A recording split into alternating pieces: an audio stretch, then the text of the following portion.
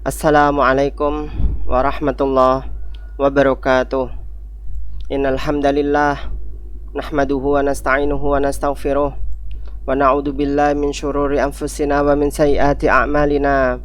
May yahdihillahu fala mudhillalah wa may yudlil fala hadiyalah. Wa asyhadu anna sayyidana Muhammadan abduhu wa rasuluh la nabiyya ba'da. Jamaah rahimakumullah. Hari ini adalah pada tanggal 14 bulan Oktober. Saya akan berbicara tentang hadis-hadis Rasul Shallallahu Alaihi Wasallam mengenai tentang eksistensi perempuan dalam Islam.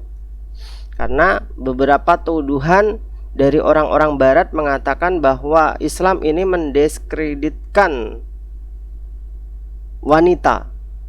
Kenapa seperti itu? Karena perempuan dianggap sebagai barang yang nomor 2 atau strata nomor 2 setelah laki-laki.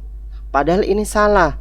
Mereka menganggap perempuan itu lemah, lebih baik laki-laki, dan mereka harus mendapatkan bagian lebih sedikit dalam harta warisan daripada laki-laki. Sementara kita akan menjawab, Rasul tidaklah berkata seperti itu. Syariat tidaklah seperti itu. Islam tidak mendiskreditkan tentang perempuan. Dimanapun itu Islam memuliakan perempuan. Rasul Shallallahu Alaihi Wasallam sendiri mengatakan, wahai Rasul, pernah suatu ketika ditanyain, wahai Rasul, man ahakun nas bihusni sahabati, siapakah yang paling berhak untuk aku hormati, aku abdikan diriku kepadanya, wahai Rasul? Kemudian Rasul mengatakan, ummuka, ibumu. 2 kali mengatakan ummuka, thumma ummuka. 3 kali bahkan Rasul mengatakan seperti itu. Ini menunjukkan eksistensi bahwa perempuan di mata Islam sangat mulia. Datang pula seorang laki-laki di antara sahabat ingin berperang bersama Rasul Sallallahu Alaihi Wasallam. Apakah saya boleh berperang, wahai Rasul? Bertanya Rasul kepadanya, apakah engkau mempunyai ibu? Ya, saya mempunyai ibu. Maka ilzam rijlaiha, ya, patuhilah dia. Tanya, izinkan, minta izin kepadanya, apakah dia mengizinkanmu ataukah tidak.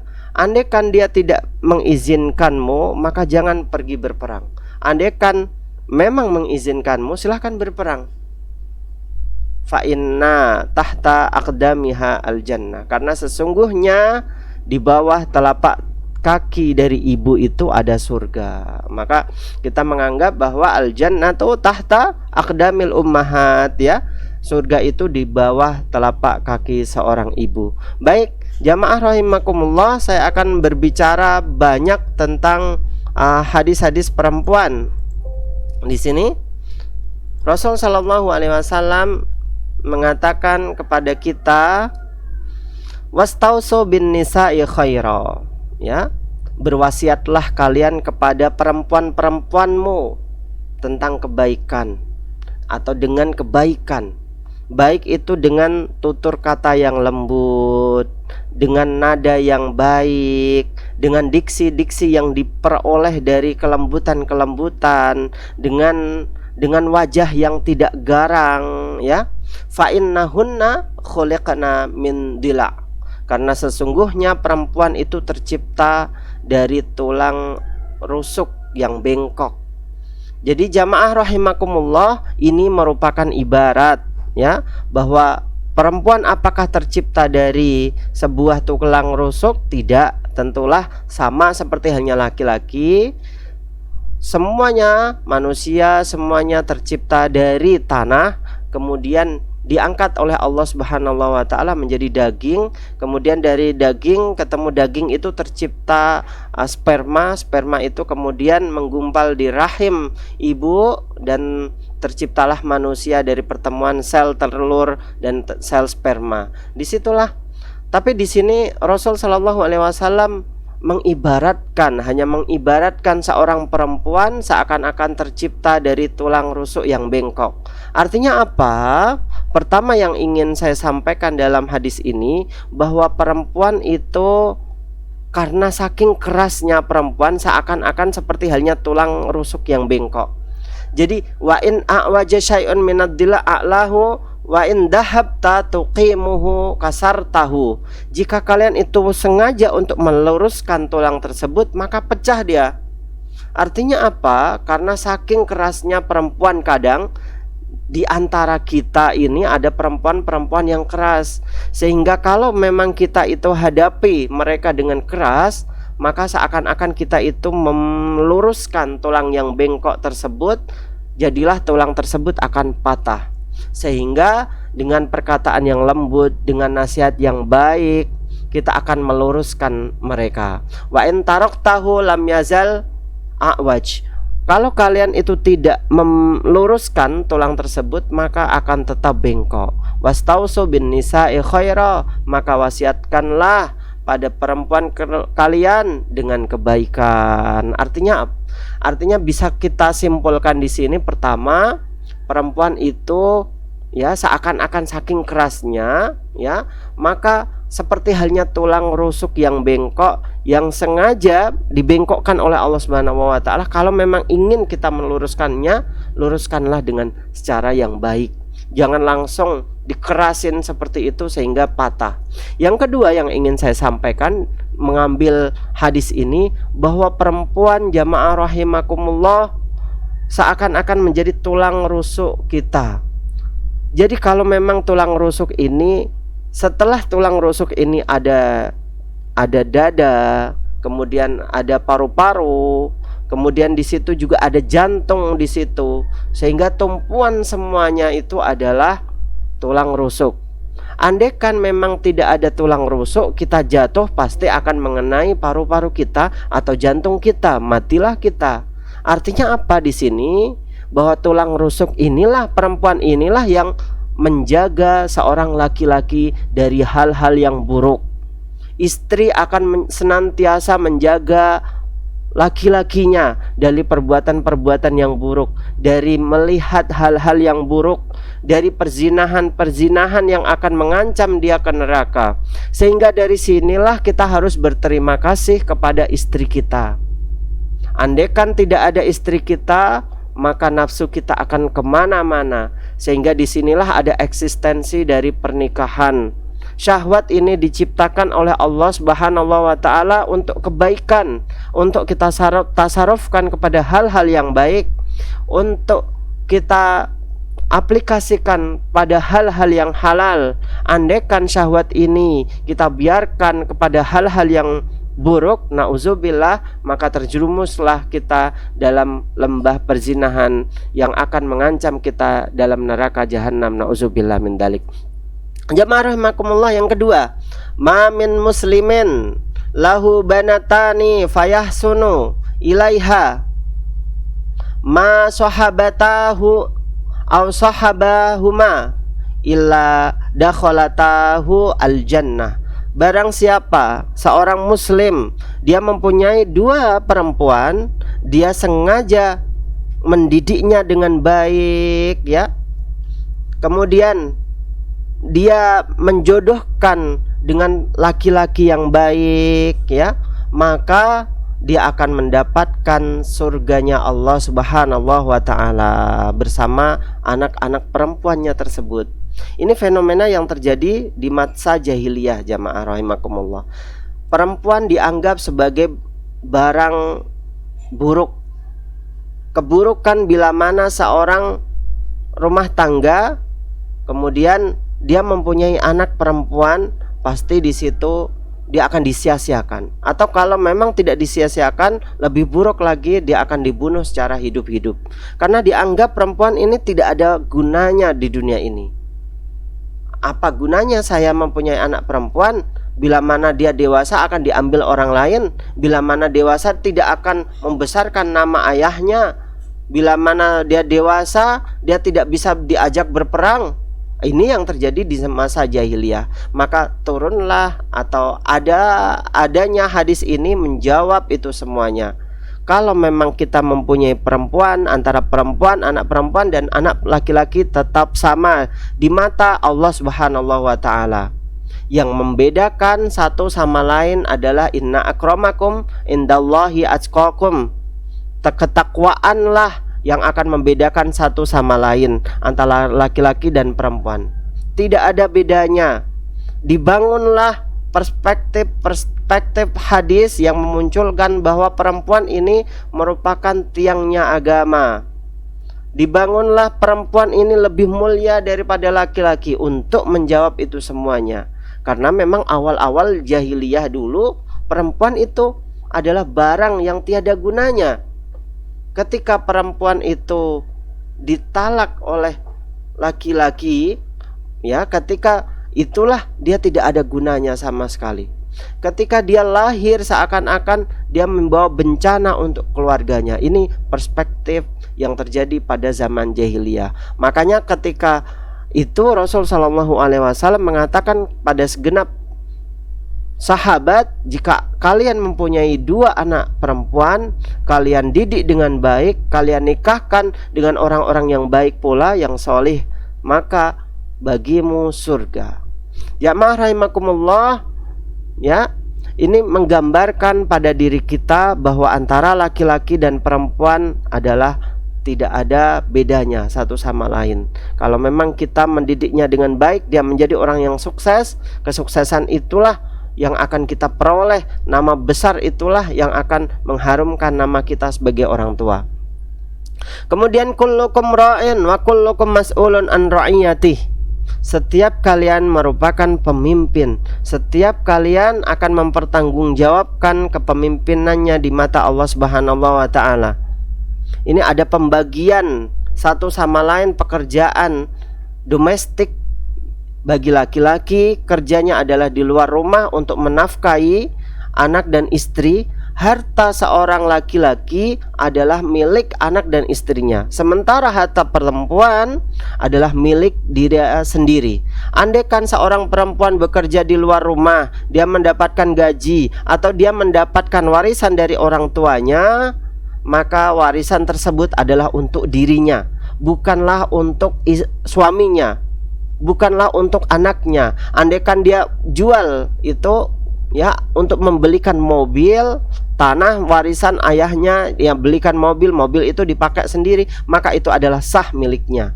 Tapi kalau memang laki-laki, pekerjaannya, uangnya, hartanya ini adalah milik anak serta istrinya. Kita tidak bisa menuntut apapun itu. Ini adalah prinsip Islam sesungguhnya. Sehingga dari sinilah ada yang namanya pembagian warisan itu terkhusus untuk laki-laki, ya, lebih banyak daripada bagian perempuan. Perempuan lebih sedikit daripada laki-laki. Kenapa seperti itu? Karena tadi kembalinya, ya, harta perempuan adalah untuk perempuan.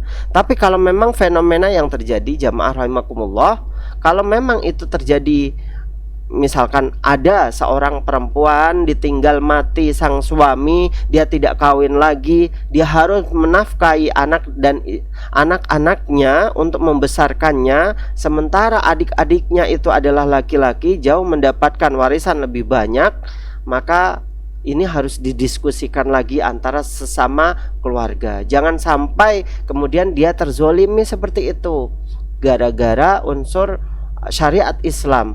Syariat ini fleksibel. Kalau memang tidak bisa sholat kita dalam kondisi berdiri, maka dalam kondisi duduk. Kalau tidak bisa duduk, maka tidur terlentang. Kalau memang tidak bisa terlentang, maka tinggal memejamkan mata. Seperti itu juga saya ibaratkan untuk perempuan yang dicerai atau ditinggal mati sang suami, dia mendapatkan warisan dari orang tuanya lebih sedikit daripada adik-adiknya yang laki-laki, maka ini harus didiskusikan bersama. Haknya harus jauh lebih banyak daripada haknya laki-laki yang lain atau anak-anak laki-laki yang lain. Jamaah rahimakumullah, di sini Rasul juga mengatakan seorang perempuan merupakan pemimpin untuk anak-anaknya, di mana al-madrasah al-ula adalah al-um. Tumbuh kembangnya seorang anak adalah di mata ibu. Pinter dia, cerdas dia, pengalaman agama dia, bagaimanapun semuanya itu ditentukan oleh ibu. Bagaimana dia mengajarkan akhlak, kebaikan, tutur kata yang lembut. Nah, sebelum tidur baca apa nak? Ini harus ditekankan. Nah, kalau misalkan ke WC harus menggunakan kaki yang mana nak? Tidak boleh yang kaki yang kanan, yang kiri ya nak. Yang kalau keluar baru kanan. Kemudian nak, sebelum masuk WC membaca apa nak? Ini adalah perempuan-perempuan yang salihah yang akan mengajarkan kebaikan untuk anak-anaknya. Sehingga dari sini ya, Rasul Shallallahu Alaihi Wasallam menekankan bagi kita laki-laki, jika kalian menikah, nikahilah ada kriteria perempuan-perempuan yang solih. Kriteria itulah ada 4 kriteria ya. Tungkihatil mar'atu li arba'atin, seorang perempuan dinikahi karena 4 hal: lidiniha, walijamaliha, nasabnya, kemudian agamanya, hartanya. Tapi ambillah yang mempunyai agama. Agama ini tercipta dari mana? Akhlak dia, sopan santun dia, bagaimana dia menyembah kepada Allah Subhanahu wa taala, mengabdikan diri kepada Allah serta mengabdikan diri kepada sang suami. Ini adalah akhlak yang tercipta dari seorang perempuan. Sehingga dari sini jamaah rahimakumullah, bila mana kita meninggalkan anak-anak kita, kita akan merasa tenang di situ, karena dia akan diajari kebaikan. Betapa banyak di luar sana orang-orang perempuan mengajarkan hal-hal yang buruk pada anaknya, mengajarkan karaoke lah. Bangga seorang anak jika memang dia itu bisa menyanyikan lagu atau bisa dancer, joget-joget sana sini seperti halnya artis Korea. Dia bangga sekali. Padahal itu bukanlah yang akan mengabdikan dirinya di mata Allah Subhanahu wa taala, yang akan menjadikan amal kebaikan di mata Allah Subhanahu wa taala. Kemudian jamaah rahimakumullah, hadis yang berikutnya adalah akmalul mu'minin imanan ahsanuhum khuluqa. Sebaik-baiknya mukmin di dunia ini adalah orang-orang yang baik akhlaknya.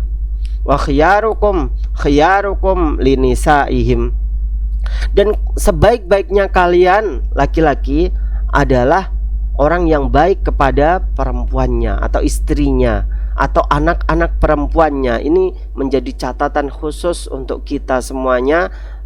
Beralih dari hadis yang tadi, melanjutkan hadis yang tadi, yang sebelumnya saya sampaikan bahwa kalau memang kita ingin menjadi laki-laki yang baik di dunia ini, maka harus baik terhadap perempuan-perempuan di samping kita. Ada ibu kita, ada mbak kita, ada adik perempuan kita, ada keponakan-keponakan kita, ada anak-anak perempuan kita yang harus kita tekankan kebaikan-kebaikan. Jangan sampai tercipta dalam benaknya bahwa laki-laki ini adalah buruk, sehingga ketika waktu dewasa dia tidak mau menikah. Kenapa kamu tidak mau menikah? Karena gambaran dalam pernikahan laki-laki tercipta dari ayahnya yang buruk, yang selalu menampar pipi ibunya, yang selalu menempeleng ibunya. Ini yang terjadi jamaah rahimakumullah. Dan banyak fenomena yang terjadi minggu-minggu ini, akhir minggu ini, bagaimana seorang artis yang terkenal ternyata ditampar oleh sang suami. Ini kenapa seperti itu? Kenapa ada hal dibalik dari keromantisan yang tercipta di layar-layar televisi? Kenapa ada seperti itu? Karena memang layar televisi itu hanya bohong saja. Kadang keromantisan itu hanya dibumbu-bumbui saja. Kenyataannya tidak ada seperti itu jamaah. Kenyataannya mereka hanya acting yang ingin membesarkan namanya saja. Ini jamaah rahimakumullah, saya tidak menyebut siapa namanya ya, tapi kita tahu semuanya. Jamaah rahimakumullah, berikutnya adalah lau amartu ahadan ayas juda li ahadin la amartu almar'ata antas juda li zaujiha. Jika aku boleh untuk memerintahkan seorang perempuan agar dia bersujud, maka dia akan aku perintahkan untuk bersujud kepada sang suami. Artinya apa dari hadis ini? Bahwa ketaatan istri setelah dia mau untuk menjadi seorang istri, setelah dia dinikahi seorang laki-laki yang mana dia tidak mengenalnya sebelumnya, dia siap untuk mengarungi biduk rumah tangga bersama, maka disitulah jamaah rahimakumullah dia harus taat kepada sang suami untuk selama-lamanya. Selama bahtera rumah tangga itu masih utuh, selama dia mendapatkan nafkah lahir batin dari sang suami, selama itu pula dia harus mentaati suaminya. Ini yang harus kita ketahui. Sementara untuk laki-laki yang wajib ditaati pertama kali setelah dia menikah ataupun sebelum dia menikah adalah ibunya. Nah, ini ada keterikatan satu sama lain, ya. Kalau perempuan setelah menikah yang ditaati adalah sang suami. Suami ujung-ujungnya adalah menaati seorang perempuan juga. Ini ada timbal balik Islam yang sangat luar biasa. Ibu ini harus kita taati sampai kapanpun. Jangan sampai kita menaati istri kita. Datang ibu kita untuk meminjam uang 500.000 nak, ibu membutuhkannya nak, malahan dia malah meminta belas kasih dari sang istri. Ini adalah salah. Istri kita adalah orang yang lain, orang yang baru kita kenal. Sementara ibu kita ini adalah orang yang telah melahirkan kita, mendidik kita, membesarkan kita dengan susah payah. Jamaah rahimakumullah, ma aflaha qaumun walau amarahum imra'atun. Tidaklah dapat kebahagiaan jika seorang kaum, ya, dikepalai oleh seorang perempuan.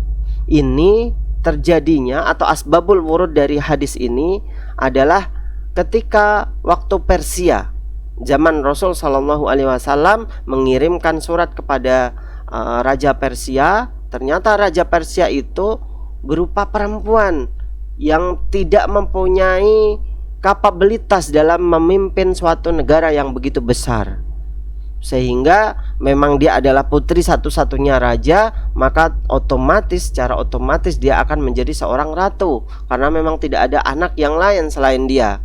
Disinilah jamaah rahimakumullah munculnya hadis ini, ma aflaha qaumun walau amarahum imra'atun. Tidaklah ada kebaikan jika memang seorang atau suatu negara, suatu kaum, suatu jamaah dipimpin seorang perempuan. Perempuan di sini yang dimaksud Rasul adalah Ratu Persia yang waktu itu menjabat sebagai seorang ratu. Memang benar setelah itu beberapa tahun kemudian hancurnya Persia di tangan seorang ratu tersebut. Jamaah rahimakumullah, berikutnya adalah an Abi Hurairah, qila ya Rasulullah ayyun nisa'i khair. Wahai Rasul, perempuan manakah yang baik? Ya, kriteria seperti apakah perempuan yang baik wahai Rasul Sallallahu Alaihi Wasallam? Yang baik adalah seorang perempuan allati tasurruhu idza nadara. Jika memang dia itu dipandang, maka kalian akan bahagia memandangnya. Wajahnya berseri-seri, kemudian senyumnya selalu tersipu baik. Kebaikannya juga terletak dalam tutur katanya yang baik. Wa tuti'uhu idza amara, dan dia mentaatimu jika kalian memerintahkannya. Wala tukhalifuhu fi nafsiha, dan dia tidak akan abai dari perintahmu jika kalian itu tidak ada di rumah. Jamaah rahimakumullah, ini adalah hal-hal yang akan menjadikan diri kita bahagia di dunia ini. Kata Rasul Shallallahu Alaihi Wasallam mengutip dalam hadisnya yang terakhir, arba'un minas sa'adah, 4 kebaikan dalam dunia ini yang mendatangkan kebahagiaan. Apa itu? Al-mar'ah as-salihah, perempuan yang salihah, perempuan yang senantiasa taat pada sang suami. Wal maskan al-wasi', dan rumah yang mencukupi. Kemudian wal jar al-salih, tetangga yang baik. Wal markab al-hani, dan tunggangan yang ada. Ini 4 kriteria yang akan mendatangkan kebahagiaan di dunia ini. Perempuan yang baik, kemudian rumah yang mencukupi, tetangga yang baik, serta ada tunggangan motor, mobil atau kuda zaman itu, ataupun khimar dan lain sebagainya. Ini yang ingin saya sampaikan. Terima kasih atas segala perhatian. Wassalamualaikum warahmatullahi wabarakatuh.